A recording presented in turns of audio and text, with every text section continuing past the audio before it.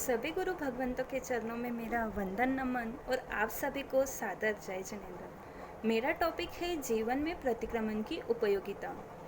प्रतिक्रमण क्या है, ये अनिवार्य क्यों है, जीवन में इसकी उपयोगिता क्या है, इन सब का अर्थ महत्व मुझे गुरनिसा ने समझाया था और वंदना जी मारसा ने इसका पाठ करवाया था। तो इससे जो कुछ मैं समझ पाई हूँ आज मैं वो आपके समक्ष रखना चाहूँगी। अवश्यम करना द आवश्यकम अर्थात आवश्यक अवश्य करनीय है। वर्तमान में तीर्थंकर वाणी के रूप में 32 आगम माने गए हैं। इनमें 32वां आगम है आवश्यक सूत्र। आवश्यक अर्थात करणीय।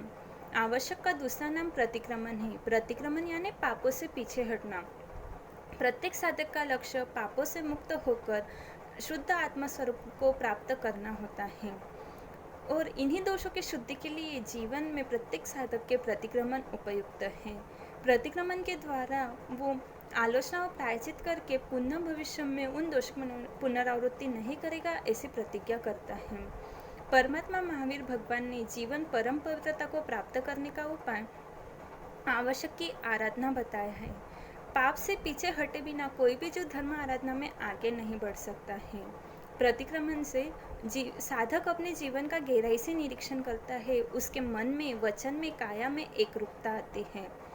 जीवन में जाने अनजाने होने वाली पाप क्रियाओं के प्रायश्चित हेतु प्रतिक्रमण उपयुक्त है। जैसे कि कुशल चिकित्सक परीक्षण करता है और शरीर में रहे हुए व्याधि को एक्सरे आदि के द्वारा बता देता है, उसी प्रकार प्रतिक्रमण भी प्रवृत्तियों का अवलोकन कर भगवान के समक्ष व्यक्त कर कर्म को हल्का करता है।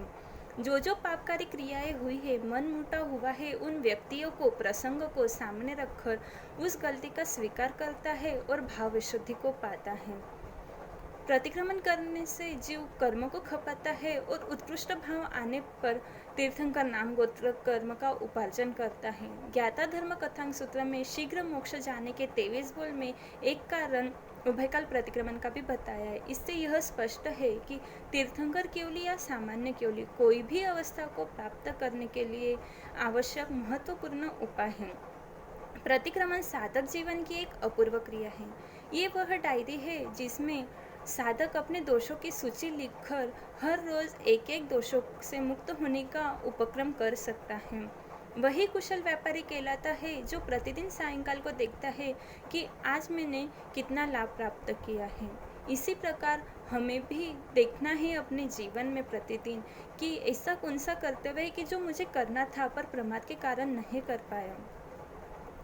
कहा जाता है कि सुप्रसिद्ध विचारक फ्रैंकलिन ने अपना जीवन डायरी के द्वारा सुधारा था।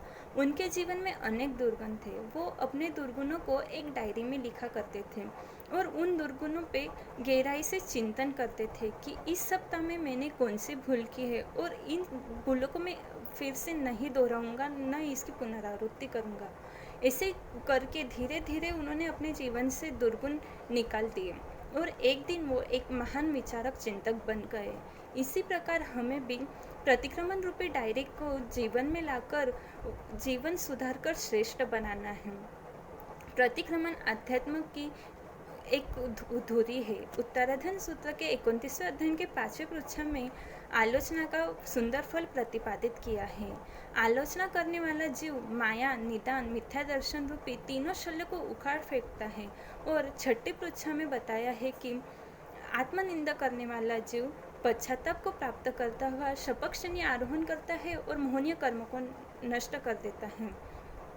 प्रभु प्रभु धुन लागी नहीं, पड़ा न सद्गुरु पाय, दीठा नहीं निज दोष दर्शन, तरिये कौन उपाय।